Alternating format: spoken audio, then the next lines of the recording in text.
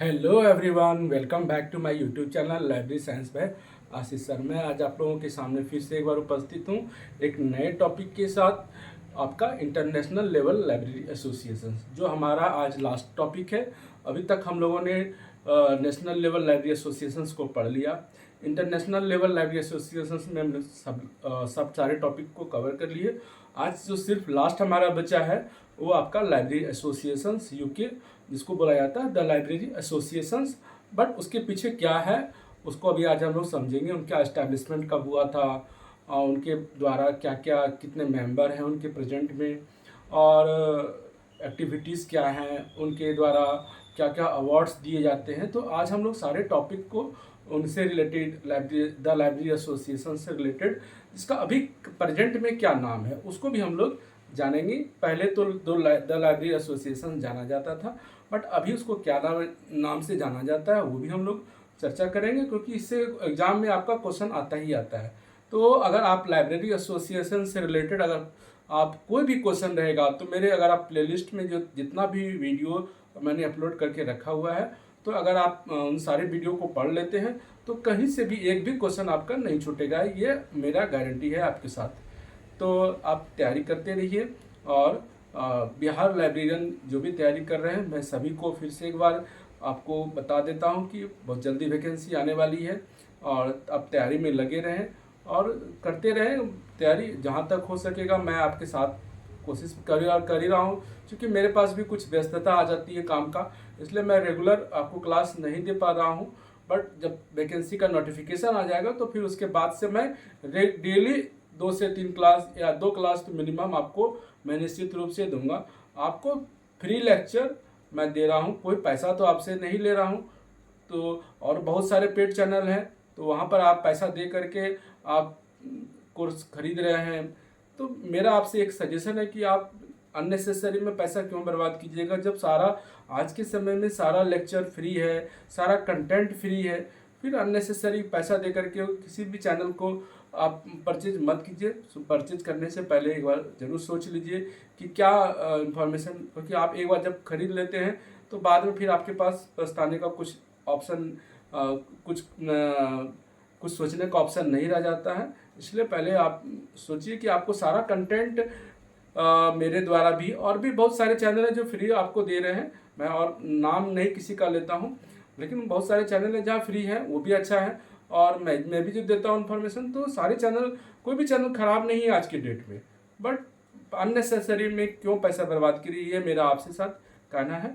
और अभी तक जिन्होंने भी चैनल को सब्सक्राइब नहीं किया है, चैनल को सब्सक्राइब कर लें और चैनल्स के साथ कंटिन्यू बने रहें।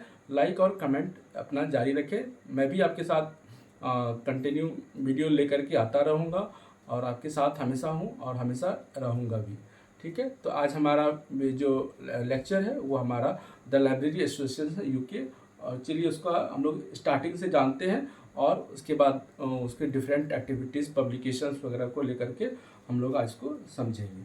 तो आज सबसे पहला है कि हमने द लाइब्रेरी एसोसिएशंस यूके, इसको बोला जाता है द लाइब्रेरी एसोसिएशन। पहले इसको बोला जाता था the library association, the library association या LA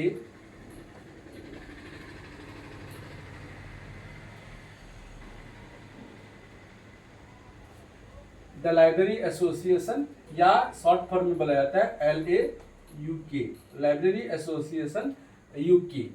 ठीक है, इसके बाद लेकिन अभी इसको जाना जाता है क्लिप के रूप में, CILIP, क्लिप। इसका फुल फॉर्म होता है chartered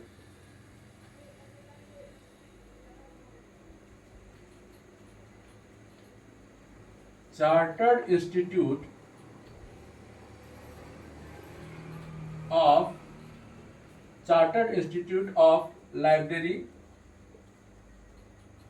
and information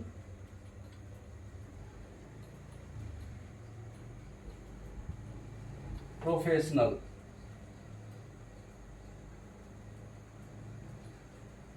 professionals, chartered institute of library and information professionals. ये कब बना था क्लिप? ये क्लिप बना था 2002 में, समझ लीजिएगा, क्योंकि देखिए इसके बारे में आपको जानना जरूरी है कि कब बना था, पहले नाम क्या था, किसके साथ मर्ज होकर के बना। तो यहाँ पर जो chartered institute of library information professionals है, ये आपके दो library association UK, LA UK and IIS, इन दोनों को मर्ज करके कब बना? 2002 में क्लिप बना। तो IIS होता है institute of information science, institute of information science और लाइब्रेरी एसोसिएशन यूके दोनों को मर्ज करके LA UK and IIS institute of information science दोनों को मर्ज करके आपका 2002 में क्लिप बना, जो आज हम लोग क्लिप के नाम से जानते हैं, chartered institute of library and information professionals. तो ये आप ध्यान रख लीजिए, ये उसका कब बना था? द लाइब्रेरी एसोसिएशन यूके बना था 1877 में। ये याद रख लीजिएगा कि लाइब्रेरी एसोसिएशन यूके कब बना था, तो 1877 में बना था। अब इसका ये तो हम लोगों ने जाना कि इस्टेब्लिशमेंट को लेकर के इनकी ऑब्जेक्टिव्स क्या है। ऑब्जेक्टिव देखिए, जितने भी एसोसिएशंस हैं, चाहे वो नेशनल लेवल लाइब्रेरी एसोसिएशंस हैं, इंटरनेशनल लेवल लाइब्रेरी एसोसिएशंस हैं, सबका ऑब्जेक्टिव्स वही होता है। तो इनका भी ऑब्जेक्टिव्स वही है कि जितने भी लाइब्रेरी इंफॉर्मेशन प्रोफेशनल्स होते हैं, सबको एक मंच पे लाना, उनसे अगर उनकी कुछ प्रॉब्लम्स आ रही हैं उसको सॉल्व करना, लेजिस्लेशन कैसे काम करेगा या किसी स्टेट में या कहीं पर लेजिस्लेशन नहीं है तो उसको बनवाना, उसके लिए नियमावली तैयार करवाना। तो ये सब सारा काम होता है लाइब्रेरी एसोसिएशन से रिलेटेड। ये सब जितने भी लेजिस्लेशन से रिलेटेड या शोध से रिलेटेड, ये भी क्या है, इनका ऑब्जेक्टिव्स में आ जाता है। तो ये हो गया। इसके बाद हम लोग मेंबर में जानते हैं। तो मेंबर में अभी इसके देखा जाएगा तो 24,000 प्लस मेंबर्स हैं, इसके प्लस मेंबर्स हैं अभी प्रेजेंट में। क्लिप जो है, क्लिप के जो मेंबर हैं, आप देखेंगे जब आप क्लिप का वेबसाइट खोलेंगे तो आपको 24,000 प्लस मेंबर्स मिलेंगे आपके। इसके बाद हम लोग एक्टिविटीज पे आ जाते हैं। तो इनके द्वारा क्या क्या एक्टिविटीज किए जाते हैं। तो इनके द्वारा जैसे कॉन्फ्रेंस है, तो कॉन्फ्रेंस में क्या होता है कि इनको प्रत्येक साल कुछ ना कुछ प्रत्येक साल कॉन्फ्रेंस करते हैं। तो वहाँ पर क्या होते हैं, जो कॉन्फ्रेंस में क्या होते हैं विभिन्न, तो ये क्या होता है कि विभिन्न लाइब्रेरी प्रोफेशनल्स कॉन्फ्रेंस के माध्यम से एक मंच पर इकट्ठा होते हैं, अपने प्रॉब्लम्स को शेयर करते हैं और एक दूसरे से इंफॉर्मेशन का भी शेयर करते हैं कि अगर क्या नया टेक्नोलॉजी आया है, क्या नया और लाइब्रेरी में आप एनहांस कर सकते हैं, अपने सर्विसेज में क्या क्या एनहांस कर सकते हैं। तो इससे रिलेटेड पूरा इस कॉन्फ्रेंस में चर्चा होती है। तो ये हम लोगों ने जाना इस हमारे स्लाइड्स में कि पहला हम लोग क्या क्या जाने कि लाइब्रेरी एसोसिएशन कब स्टैब्लिश हुआ था, 1877 में हुआ था। लेकिन अभी प्रेजेंट में नाम क्या है इसका, क्लिप, CILIP 2002 में बना था। किनके मर्जर से बना था? आपका library association UK and IIS के मर्ज होने से क्या बना था, क्लिप बना था। इनकी ऑब्जेक्टिव्स में क्या आ जाता है कि विभिन्न लाइब्रेरी प्रोफेशनल्स को एक मंच पे लाना और शोध से रिलेटेड एक्टिविटीज को करना या आपके लेजिस्लेशन से रिलेटेड एक्टिविटीज को करना। तो ये सब इनके आ जाता है। मेंबर कितने हैं आपके? 24,000 प्लस मेंबर्स हैं इसके अभी। और एक्टिविटीज में और भी हम लोग डिस्कस करेंगे कि इनके द्वारा कौन कौन से अवार्ड्स दिए जाते हैं, वो हम लोग एक्टिविटीज पे आते हैं। ठीक है, नेक्स्ट आते हैं।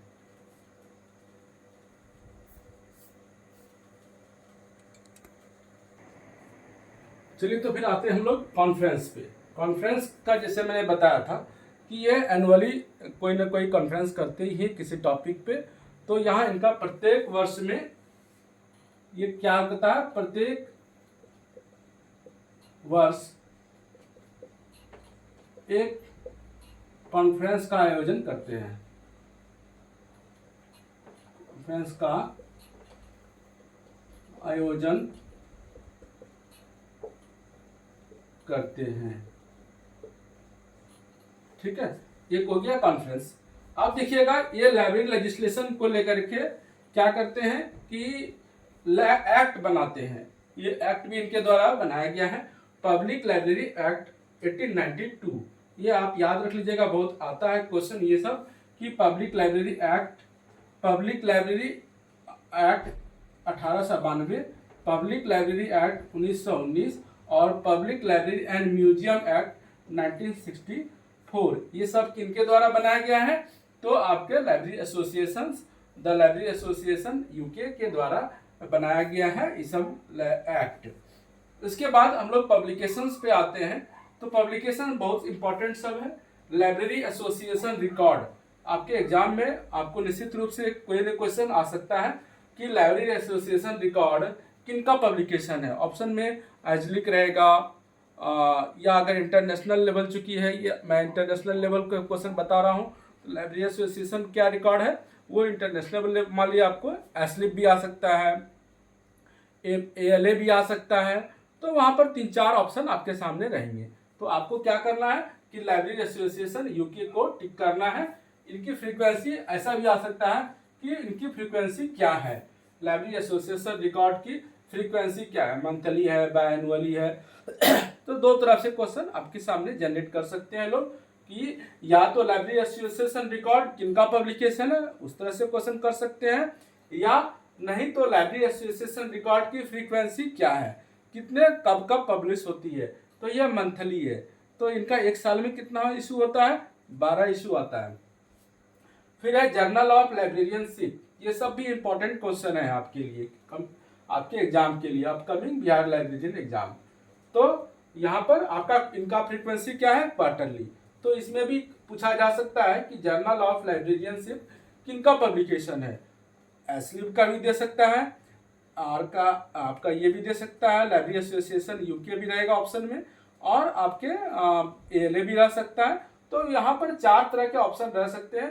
तो आपको क्या करना है, लाइब्रेरी एसोसिएशन यूके करना है टिक, और इसकी फ्रीक्वेंसी से भी रिलेटेड क्वेश्चन पूछा जा सकता है कि लाइब्रेरी जर्नल ऑफ लाइब्रेरियनशिप की फ्रीक्वेंसी क्या है, क्वार्टरली है, मंथली है, एनुअली है, तो क्या है। तो आपको याद रख लेना है कि इसकी फ्रीक्वेंसी क्या है, क्वार्टरली है। इसके बाद है applied social science index and abstract. यहाँ पर इसकी फ्रीक्वेंसी है बाय वीकली, मतलब एक वीक में 2 बार पब्लिश होती है, applied science and social science index and abstract. इसके बाद लीजा, ये बहुत VVI इंपॉर्टेंट क्वेश्चन है, आप लोग नोट कर लीजिए कि लीजा ये बहुत इंपॉर्टेंट क्वेश्चन है आपके एग्जाम के लिए। Library and information science abstract, एक होता है लाइब्रेरी साइंस अब्स्ट्रैक्ट, ये भी याद रख लीजिएगा। लाइब्रेरी साइंस अब्स्ट्रैक्ट ये किसके द्वारा पब्लिश होता है, तो मैंने बताया था आपको कि एजलिक। तो यहाँ पर आपको है library and information science abstract किसके द्वारा पब्लिश होता है, तो आपके लाइब्रेरी एसोसिएशन यूके के द्वारा, और इसकी फ्रीक्वेंसी क्या है, बाय मंथली है। तो यहाँ पर हमने 4 पब्लिकेशंस को बताया, और भी मैं नेक्स्ट स्लाइड पे और भी पब्लिकेशंस का लेकर के आता हूँ, और फिर उनके द्वारा क्या क्या अवार्ड्स दिए जाते हैं वो भी मैं बताऊंगा आपको।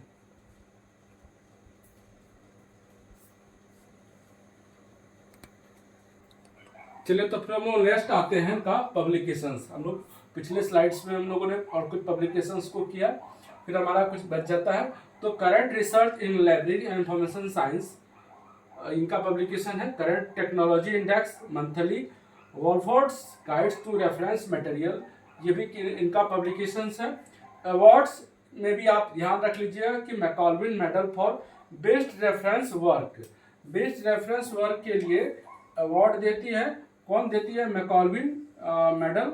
मैकॉल्विन मेडल कौन से देती है, आपका लाइब्रेरी एसोसिएशन यूके देती है। उसके बाद है Carnegie medal for best children's books. इसके बाद Whitley medal for outstanding index के लिए, और फिर Westerman medal for outstanding bibliography के लिए। तो हम लोगों ने आज अभी एक्टिविटीज़ को भी लेकर समझा कि इनकी एक्टिविटीज़ में लगभग 4 और 3 7 इनका पब्लिकेशंस है। फिर अवार्ड्स में ये सब अवार्ड्स बहुत इम्पोर्टेंट हैं आपके अपकमिंग एग्जाम के लिए, या एनवीएस हो या केवीएस हो या बिहार लाइब्रेरियन हो, सभी के लिए इम्पोर्टेंट है। मैं ऐसे अभी ट्रेंड चल रहा है बिहार लाइब्रेरियन को लेकर के, लेकिन हो सकता है कि बहुत जल्दी केवीएस का नोटिफिकेशन केवीएस का भी नोटिफिकेशन आ जाए, तो उसमें सारा में काम आएगा। ऐसा नहीं कि सिर्फ मैं बिहार लाइब्रेरियन से रिलेटेड तैयारी करा रहा हूँ, आपकी जितने भी अपकमिंग वैकेंसी आएगी Bihar librarian, KVS, NVS, army public school, सब में काम आएगा। तो आप सब सारे लाइब्रेरी एसोसिएशन से रिलेटेड सारे टॉपिक को मैंने आज आपको कवर कर दिया, और अब बच जाता है स्टेट लेवल लाइब्रेरी एसोसिएशन। उसमें हर एक स्टेट का सिर्फ आपको जानना है कि किस किस स्टेट में कब पास हुआ है लाइब्रेरी एसोसिएशन, तो मैं उसको अलग से मैं कभी पढ़ा दूंगा। तो या जब मैं एमसीक्यू कराऊंगा तो उसमें इसको ऐड कर दूंगा, उसमें ज़्यादा कुछ और आपको जानने की ज़रूरत नहीं है। फिर मैं लेजिस्लेशन का एक टॉपिक निकालूंगा कि जितने स्टेट्स में अभी तक लाइब्रेरी एक्ट पास हो चुके हैं, तो उसको भी याद करने का एक टेक्निक आपके सामने रखूंगा कि आप लगभग 20 स्टेट को आप इजी वे में याद कर सकते हैं। नहीं तो आप कितना भी याद कर लीजिएगा आप भूल जाइएगा, लेकिन मैं आपको एक लॉजिक बता दूंगा कि 20 का अब 20 स्टेट याद कर लीजिएगा लॉजिक से। तो जिसकी उसमें क्या होता है, कभी कभी मतलब मैचिंग वाला क्वेश्चन आ जाता है, तो अगर एक का भी आप दो भी नहीं जानते हैं तो फिर आप मुश्किल हो जाएगा। लेकिन अगर आप एक लॉजिक के थ्रू याद कर लेते हैं लाइब्रेरी एक्ट को कि जितने स्टेट में पास हुआ है और उनका कब कब पास हुआ है, तो फिर आपके लिए आसान हो जाएगा कि आप उससे रिलेटेड क्वेश्चन को कर सकते हैं। तो फिर आज हम लोग का इतना ही। फिर हम लोग एमसीक्यू के साथ आते हैं। आपको लाइब्रेरी एसोसिएशन से जितने एमसीक्यू होंगे मैं उसको सबको आपको करा दूंगा, ताकि आपका क्वेश्चन नहीं छूटेगा। तो अभी तक एक बार फिर से कह रहा हूँ कि अभी तक जो ने चैनल को सब्सक्राइब नहीं किया है, सब्सक्राइब कर ले और लाइक और कमेंट जरूर कीजिए। आपका लाइक और कमेंट मेरे लिए काफ़ी इंपॉर्टेंट रखता है। आजकल तो ट्रेंड चल गया है कि देखते हैं कोई भी सर्विस प्रोवाइडर है क्या रिव्यू हुआ, तो रिव्यू आप एक तरह से दे दीजिए। आपका कमेंट ही मेरे लिए एक तरह से आप रिव्यू है कि आप क्या मेरे चैनल में क्या आपको अच्छा लगा, क्या कंटेंट, तो आप ज़रूर लाइक और कमेंट जारी रखिए। और यदि सब्सक्राइब नहीं किए हैं तो फिर सब्सक्राइब कर लीजिए। फिर हम लोग एमसीक्यू के साथ आते हैं। जितने भी लाइब्रेरी एसोसिएशंस, इंटरनेशनल और नेशनल लेवल लाइब्रेरी एसोसिएशंस और स्टेट लेवल लाइब्रेरी एसोसिएशन, उससे रिलेटेड मैं एमसीक्यू करा दूंगा। आपका निश्चित रूप से गारंटी के साथ कहता हूं कि एक दो जितना भी क्वेश्चन आएगा, 2 3 4 जो भी क्वेश्चन आएगा आपका नहीं छूटेगा, ये मेरा आपके साथ गारंटी है। तो ठीक है, फिर नेक्स्ट लेक्चर में मिलते हैं और आप लोग तैयारी करते रहिए। मेरी आपके लिए हार्दिक शुभकामना है। मैं कोशिश करता रहूँगा कि आपके लिए अच्छे अच्छे कंटेंट लाऊं। तो ठीक है, ऑल द बेस्ट आपको बिहार अपकमिंग वैकेंसीज के लिए। अभी से ही एडवांस में मैं आपको विश करता हूं ताकि आपका बिहार लाइब्रेरियन अच्छे से क्वालिफाई कर जाए, आपकी ज्वाइनिंग अच्छे जगह पे हो जाए और आप अच्छा खासा सैलरी भी उठाएं। ठीक है, तो ठीक है, चलिए आप लोग फिर से नेक्स्ट लेक्चर में मिलते हैं। तब तक के लिए धन्यवाद। आपका दिन शुभ हो।